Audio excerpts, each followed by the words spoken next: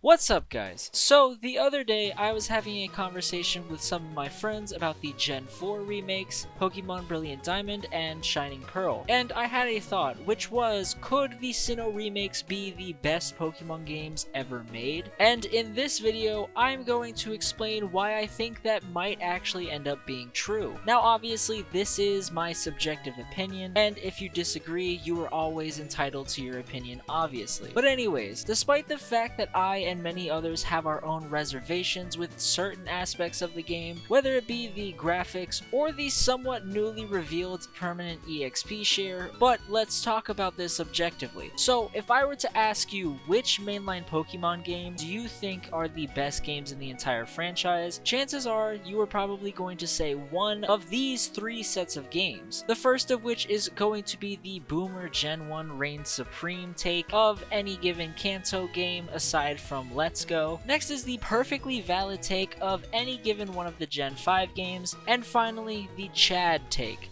which is the peak of the Pokemon franchise in my humble opinion, which are the Gen 4 games, being either one of the Sinnoh games or one of the Johto remakes. Honestly, either one is perfectly valid in my opinion, and now, of course, if you fit into that final group that I just specified, I don't really need to convince you because BDSP is literally the Sinnoh experience with the Heart Gold Soul Silver gimmick thrown in. But for everyone else, chances are you did like the Sinnoh games, but had a handful of issues with it that held it back for you. First of which also tends to be the biggest issue I've seen online, which is how slow the battles are. Another one being the type diversity, because if you remember, if you didn't choose Chimchar as your starter, you would be very hard pressed to find an alternative fire type to use for your playthrough, with your options literally only being Ponyta and Magmar. And the final issue being the HMs. Now obviously the speed issue will be fixed. I don't really think that I need to explain that part. Of course, the HM issue is 100,000% resolved as well, with the Poke Ride feature from Sun and Moon making a return more or less, though this game is supposed to be a faithful remake. Given that they have improved some aspects of the game, like the underground, I think it is safe to say they took liberties in other areas, specifically like with the Pokemon that appear in the game. Especially since there is 4 generations of Pokemon that have been made since we last visited Sinnoh, I think this is a great chance to tweak the Pokedex a tiny bit like they did for Platinum, to sneak in some Pokemon from newer games that would fit pretty well into areas in the originals, as well as taking the chance to add some desperately needed fire types to the game. Between you and I think an obvious addition, and would make total sense, would be the inclusion of the Roly-Coly line. Since Rourke and Byron's whole theme revolves around,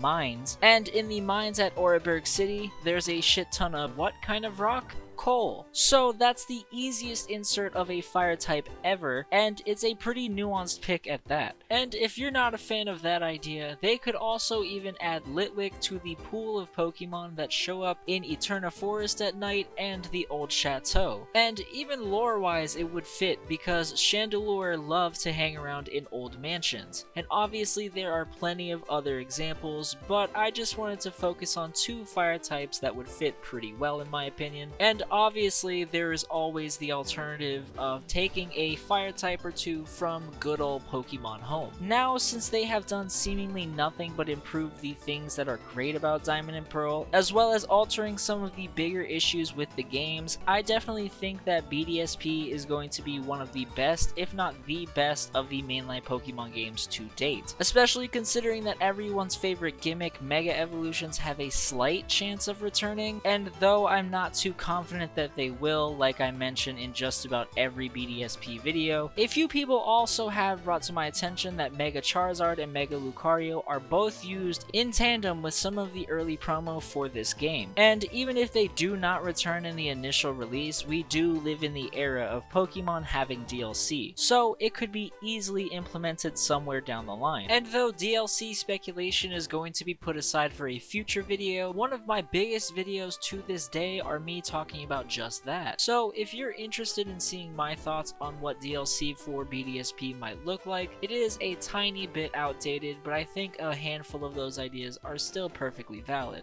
But that aside, there is still two key issues that I guess a bunch of people could use as a valid reason that would hold the game back from being the best Pokemon games in a lot of people's opinions. And that concerns the difficulty of the game, and of course, Cynthia possibly being significantly easier purely because of one type that has been introduced since the last time we saw her, which is the Fairy type. Now, in contradiction to what I was saying earlier about tweaking the regional decks, if they did keep these games as close to the originals as possible, if you look at the Pokedex for the Sinnoh games as a whole, the only Pokemon that have had Fairy types slapped onto them since they were introduced are literally only Clefairy and Jigglypuff's line, and neither of them are all that special in terms of stat spread and whatnot, but the only Pokemon who I guess could technically pose a huge threat to Cynthia's ace, which also happens to be hands down my favorite Dragon-type Pokemon, is Eevee's most recent evolution, Sylveon. And if you ask me, Cynthia's Garchomp could easily outspeed and whack the life out of Sylveon, especially if Ilka just gave Garchomp Poison Jab. But feel free to disagree with me, because I'm not that huge into the competitive side of Pokemon, so I could be wrong. But aside from that small aspect of the game that is completely up in the air, and obviously this is all yet to be seen, but as of this video, everything is pointing to my statement being true, more or less. Aside from one small issue that I'm sure plenty of you have been waiting for me to address, which of course is the bane of every Pokemon fan who wants anything but an easy breezy experience, is the permanent non-turn-offable EXP share. Now honestly, the only reason that I didn't make a video when we got this news is because I honestly had nothing unique to say in the context of that update. But in context of this video, I do have quite a bit to say. And of course, it is pretty clear cut. If we're being honest here, if you are a fan who enjoys having a casual experience when it comes to playing these games, I highly doubt that this implementation will bother you, if at all. Which I do want to make very clear is perfectly fine. And honestly, like I said earlier, if we look at this objectively, I don't think that this one small feature should make this game any worse, given all of the amazing things that they've done up until this point. But for some people, like myself, who are just itching for a Nuzlocke experience on the Switch, it's a little bit upsetting and discouraging because of the fact that they absolutely refuse to make this an optional setting. And I'm sure, as you've heard on several other videos, it's such a stupid decision. Though I'm not as passionate as others are, of course having an EXP share like this isn't a bad thing, but I am taking the stance that it should be optional. I just loved how difficult and grindy the originals were, and this obviously makes it so much easier. And that aside, I most likely will make a follow-up video on this subject when the game finally comes out, and I will also be doing playthroughs of both this and Pokemon Legends Arceus, so if you are interested in seeing me play both of those games, make sure to stick around and keep an eye out for those. But with that being said, let me know your thoughts. Do you think that BDSP has potential to become one of the greatest Pokemon games of all time? And if not, do you think that BDSP will at least be better than the originals? Let's talk about it in the comments down below. If you enjoyed this video, make sure to leave a like and subscribe. Thank you so much for watching, and hopefully I'll catch you in the next video.